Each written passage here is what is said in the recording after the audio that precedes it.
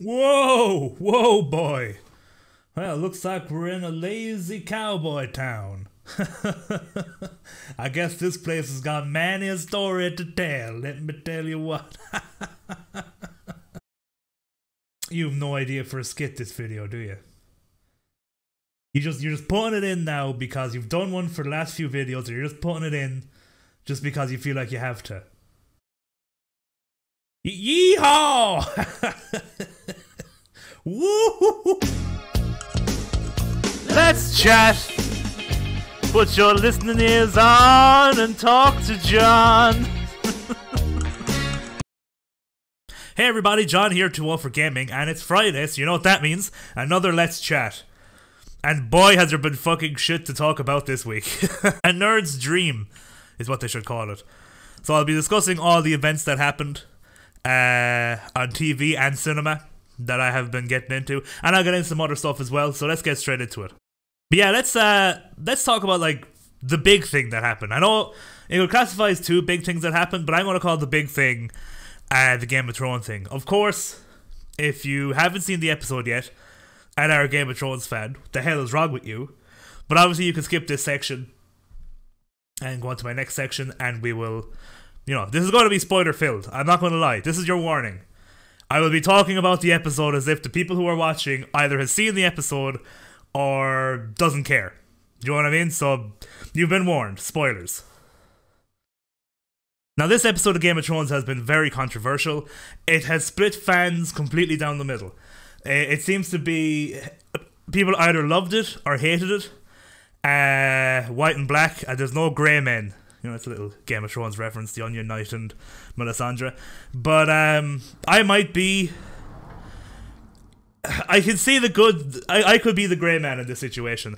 I think I can see the good and the bad in it. So let's talk about the main points. The main points, okay. The battle. The battle was pretty good.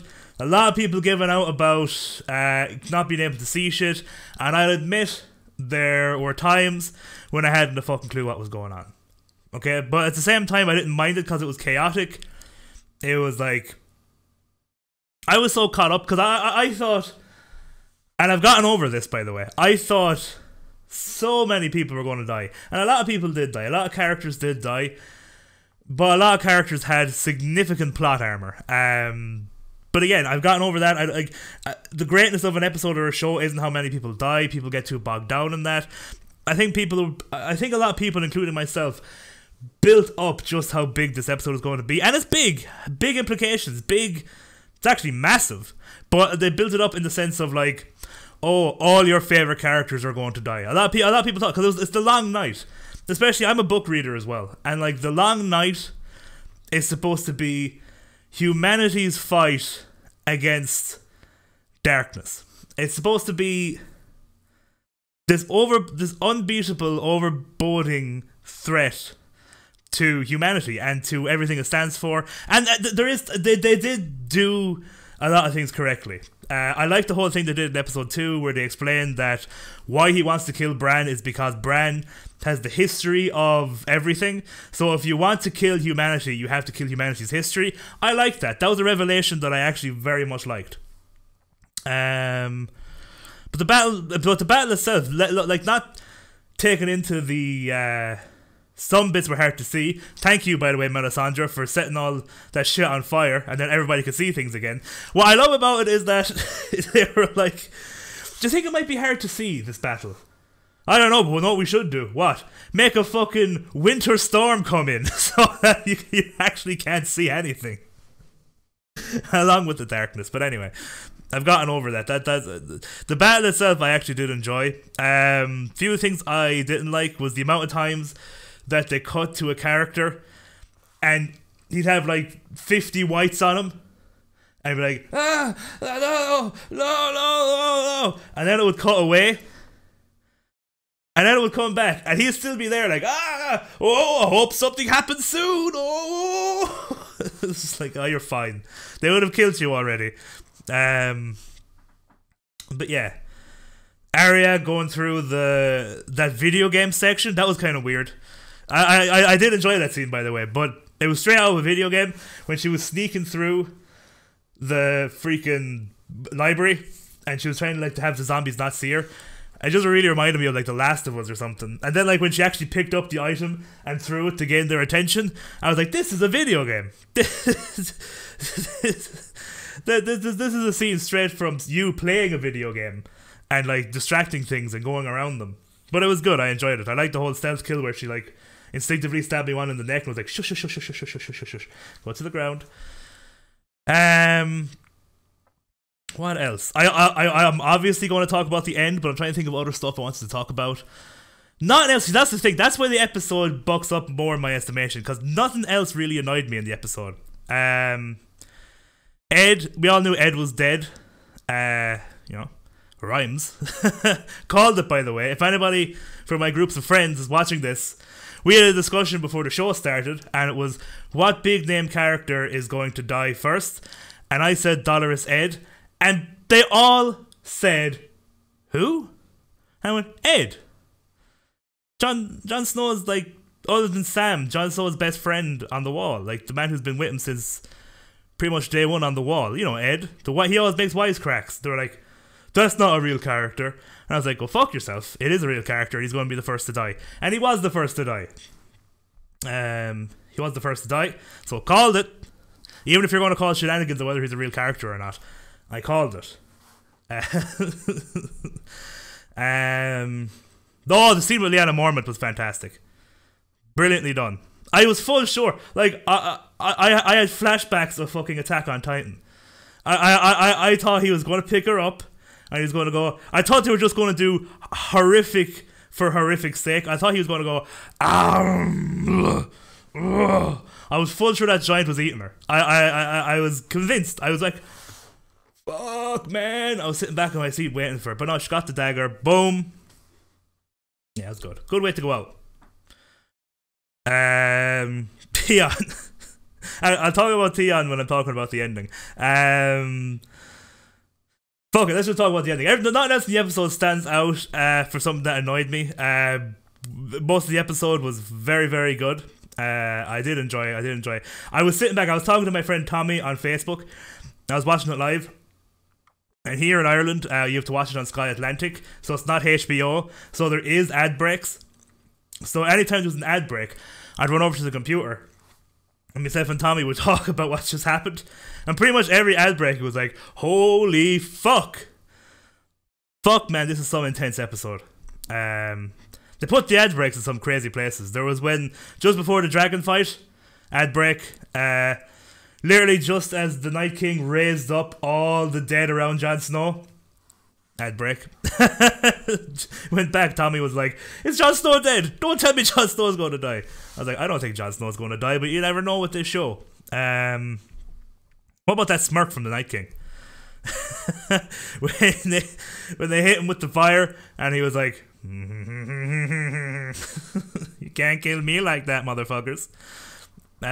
Which I loved, because I had this scene in my head which never happened, and that's fine. You can't expect things that don't happen to happen. I thought what was going to happen is that Jon Snow was going to swing, because you don't know, like, the Night King is not like your normal White Walker. He's just a fucking magical being of existential dread. I thought Jon Snow was going to swing. He's going to have him. He's going to swing the Valyrian steel sword at him, and I thought the Night King was going to catch it. He's like, yeah, Valyrian steel can't even fucking kill me, bitch. That's what I thought was going to happen. And I understand the dead can't win. I understand, especially halfway through the show, I understand you can't kill off 80% of your cast just for the shock of the Night King winning. I understand that. Anyway, let's get into it. So, Arya Stark kills the Night King. There's the big spoiler. I don't have anything against it for the show or anything like that. It's actually a kind of little cool twist. I was surprised. It was so surprising that I was surprised I didn't see it coming. Especially after Mel was like... Excuse me for a second. I shouldn't have done, but my throat has gone really dry. Especially when Mel was like, you must close 3 eyes. Brown eyes, green eyes. She goes, and blue eyes. See you later, fuckers, and runs off. That's like a pretty big clue. Who else is she going to kill with blue eyes at that situation?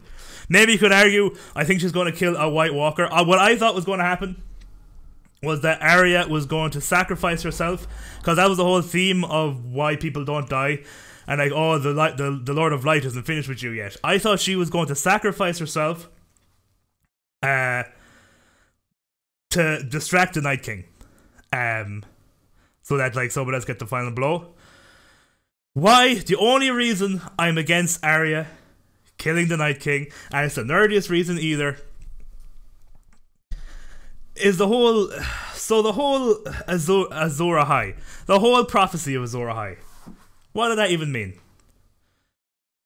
What was the point? Like, Azor Ahai, this prophecy, he was supposed to be born of the Targaryen bloodline, born through salt and fire, all this shit. No, it was actually just Arya. And don't be like, oh well, blah blah blah. I'm not against, if this is what you're thinking, because a lot of people get stick by this for saying stuff like this. It's not because it's a young girl or it's a female character in it. I actually thought it was a really good twist. The only thing I've against it is, two things I've against it. How weak it made the Night King, just a normal fucking Valyrian sword in the tummy. Ah, dead, all dead. And then the whole Azor Ahai thing is gone to shit. I mean, like, I know they don't, but like, I could forgive it if they didn't talk about Azor Ahai in the show, but they do. The prince that was promised, they keep talking about it. He's going to end the long night. I have a theory, and again, by the way, I've come to the conclusion that I like the episode, and I've gotten over my nerdy shit, and I've rewatched the ending, and what I've watched is people reacting to the ending. And I went, you know what? It actually was a good ending. If you take all the people put too much faith in shows like this. It reminds me of Lost. We stayed up. I think Sky 1 showed. And by the way, it's way better. I don't know. By the way, I know there's 3 episodes left. I know this isn't the ending. I know, but it's the end of the Night King. And this is a million times better than Lost. And even if this was the ending of the show, it would be a million times better than the ending of Lost. I'm not saying that. I'm just a little comparison of when people put too much faith into their own theories. We were watching the finale of Lost live when it came out, something like 5 o'clock in the morning or something over here. And we had this big fucking, oh, right, okay. Maybe, I mean, there's a lot of stuff we need to get explained, but maybe one episode, like, if they were to explain everything that we thought was happening in Lost, the last episode would just be 2 lads in a chair giving exposition. Do you know what I mean? Because they'd have to go through a lot of shit. Okay, here's what's going down. Of course it wasn't going to happen, but at the time we thought anything was possible. Paddy Kennedy, God rest his soul, even though he's still alive. He was sitting there, and he just went, "No, it's going to be it's Black Cloud versus White. It's good versus evil. That's pretty much it. They're not going to explain shit. It's just going to come down to good versus evil. That's pretty much it." And we pretty much laughed at him. We went, "No, the show isn't going to build up all this shit just to fucking do that." And then they did that. So ever since then, I've always tried not to overhype stuff. By the way, this video is supposed to be more than just Game of Thrones. I'm going to have to edit this because I've probably been talking for at least 20 minutes, right? Anyway.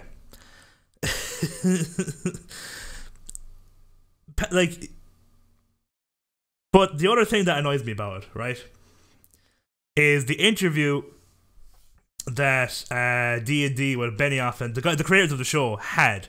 And they said, we knew Arya was going to kill the Night King for 3 years. That's fine. That's cool. Great. You had the twist planned. That's fine. Perfect. But the reason for it, and this is why I think the books will end differently, because they had that famous sit-down with George R.R. Martin, where he said where the story was going to go. And of course, the Night King doesn't exist in the books. He's just thought of, or like the White Walkers are the threat. I remember in the show when they randomly showed the scene where the babies were being turned into whites by this king. It was one of the few moments where it hadn't got in front of the book readers yet. They just threw that scene in, usually it's the people who haven't read the books being like, oh my god, and people who read the books being like, yeah, I knew that was happening.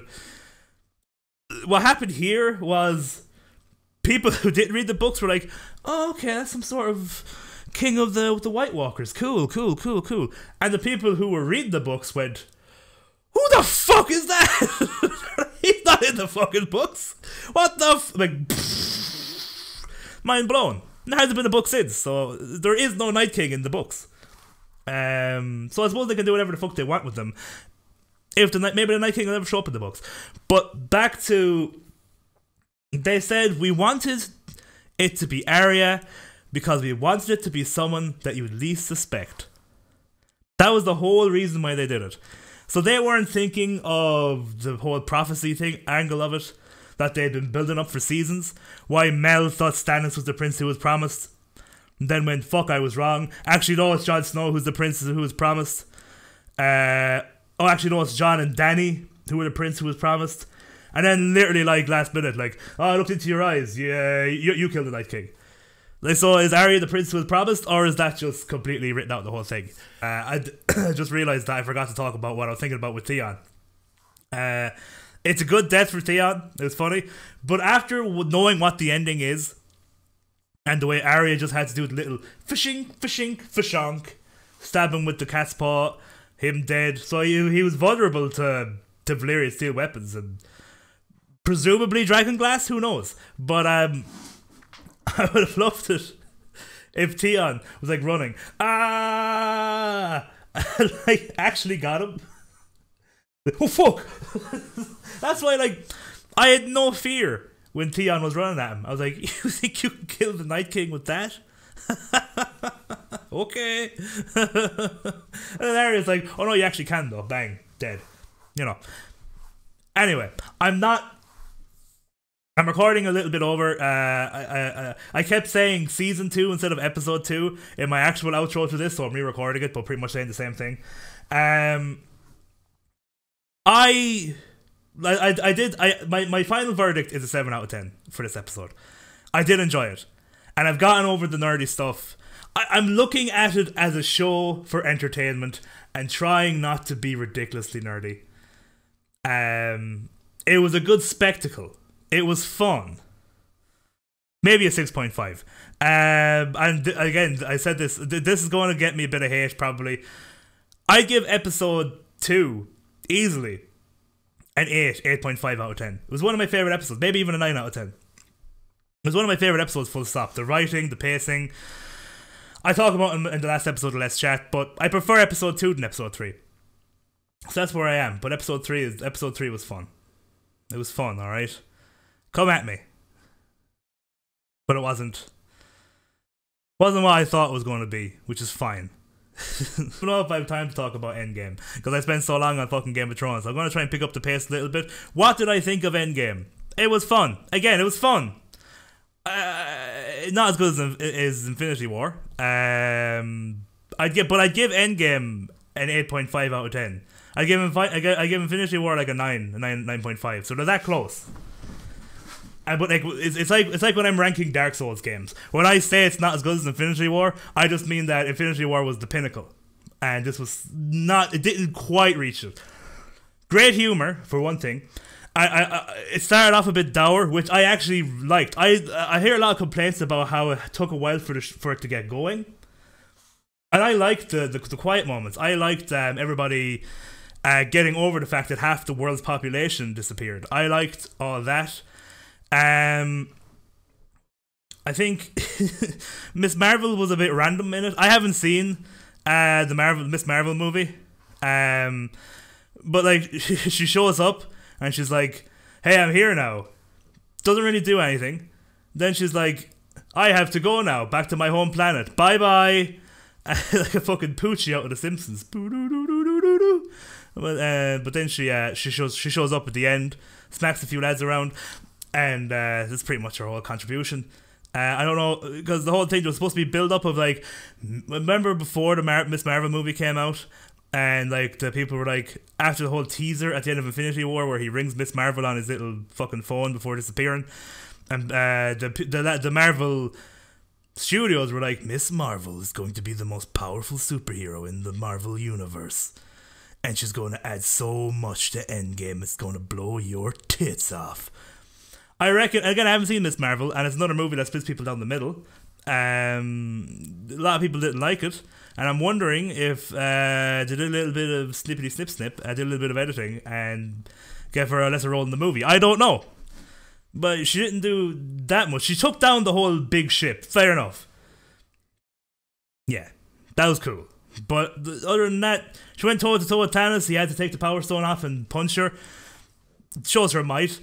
But she didn't really do that much. Come on now. Anyway, that's neither here nor there.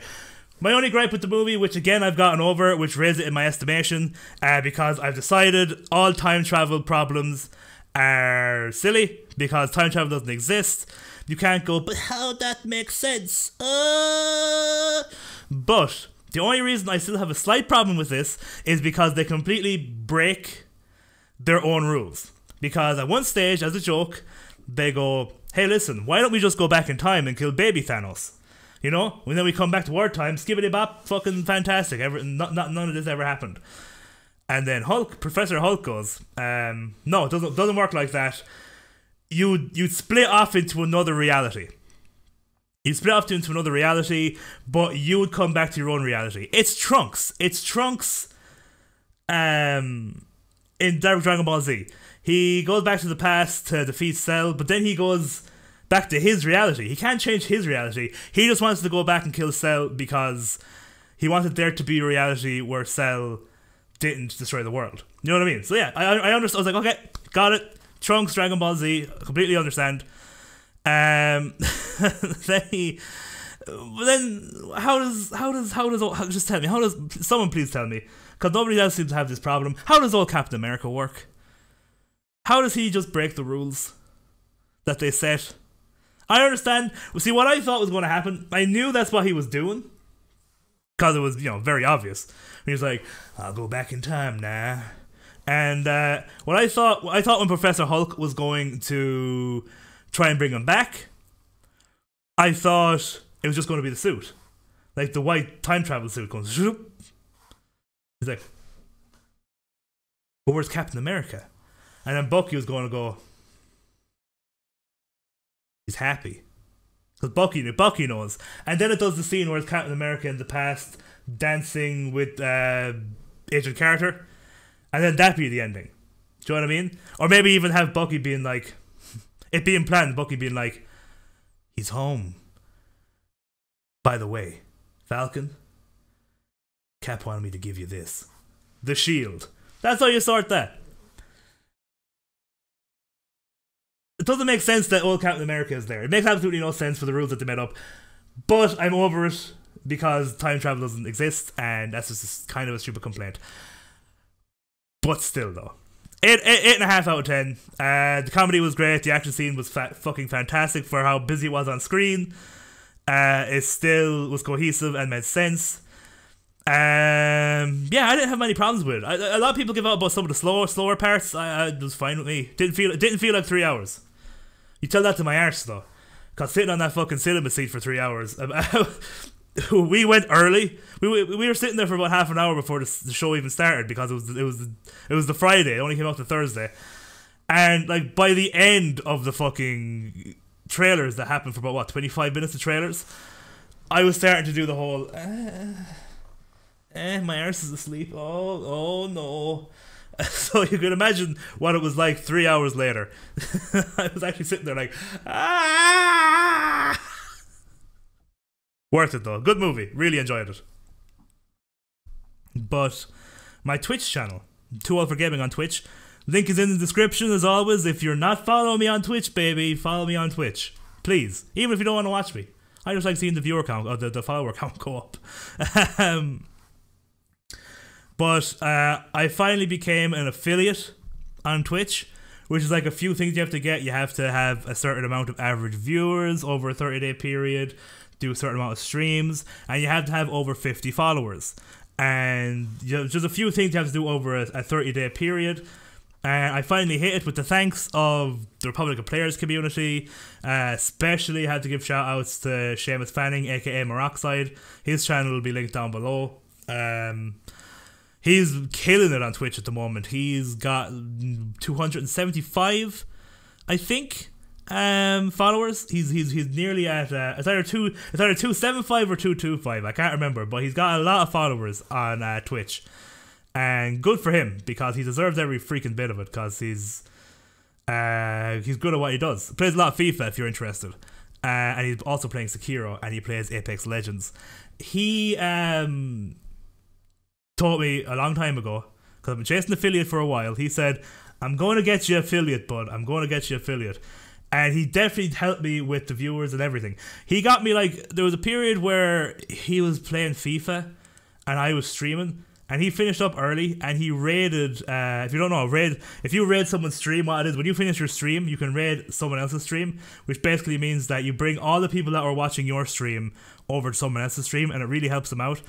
He raided my stream when he had like 10 or 12 people, probably more, and he kept telling people to follow me, and over the space of 2 days, I got like 9 or 10 followers, and it brought me over the 50 mark. So, like, what a man, what a ledge. But I did it. What's an affiliate on Twitch? Glad you asked, John. Affiliate on Twitch means that I can do stuff like have subscribers, which, and I'm not expecting to get any, because why the fuck would you? But a subscriber is basically, you get a load of perks and a load of stuff like that for watching the channel, and it costs you like $4.99 a month to stay being a subscriber to my channel. And you pay every month.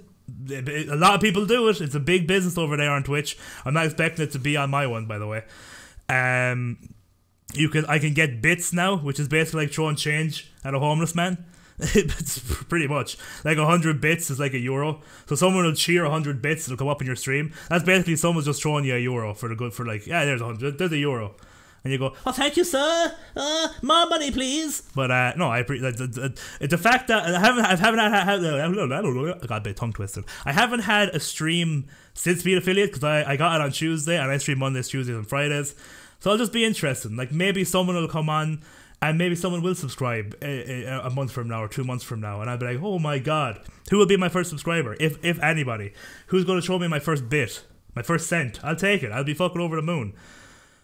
And that's one of the reasons why I stopped streaming on YouTube, is because and I understand it, because YouTube are under so much pressure with the adpocalypse, and the way YouTube structures getting paid is by putting advertisements on their videos, and they're afraid that like some guy who just said, hi, my name is Dick Sucking Jimmy, and here I'm going to go and suck a fake dick for 2 hours. It's a fake dick, so they can't really take it down. But like, if they just let that guy be monetized if they wanted him to be, without having restrictions, you might see fucking Dick Sucking Jimmy's fucking channel have like, sponsored by Motorola. Do you know what I mean? So like, they have these fucking, you need to have like a load of subscribers. You need to have like hundreds, like tens of thousands of view minutes. And then, like I think it's like a few month period, and then it's like, after you hit that, then they manually review your channel, and if they think it's all good, then you're allowed to have ads on your channel. So like, it's really, really hard for a new person on YouTube for it to be. It was never about being monetized, but like, why not if you can? Do you know what I mean? But like, on Twitch, it's just not. You have a little stepping stone to get over. But it was way easier than it would ever be for me to get over it on YouTube. But yeah, go watch me on Twitch. What am I playing at the moment? I am playing FIFA Fridays. I play FIFA on Fridays, and playing a bit of Sekiro. I'm playing some Celeste, which is a platformer, which has it's kind of about depression, like an undertone about living with depression in the background of the story. And I'm playing something else. I can't remember, but come and you find out, huh? Mondays, Tuesdays, and Fridays, 8 o'clock GMT. Do Up for Gaming on Twitch. Come join the party, folks. And that's really it. I don't know how I'm going to edit this episode, because I was talking about Game of Thrones for like 20 minutes, and then I decided to just talk about all my other stuff as well. So this is going to have to be heavily edited, or it's going to be like 45 minutes long. So that's going to be fun. But I'll do it. And if it's still half an hour long or 35 minutes long, so be it. I'll put it up. But as always, thanks for watching. What will we put as the thing at the end of this episode? Mars bars. Not got to do with the episode. Put Mars bars into a sentence for me, and I'll know you got to the end of the episode. What did you think of Game of Thrones? What do you think about Endgame? Have you ever thought about streaming or being on YouTube yourself? Let me know down in the comments down below. If you like it, give me a like. You can subscribe if you want to see more stuff like this and my gaming videos. I've been John, Too Old for Gaming. We've chatted, so chat back. Bye!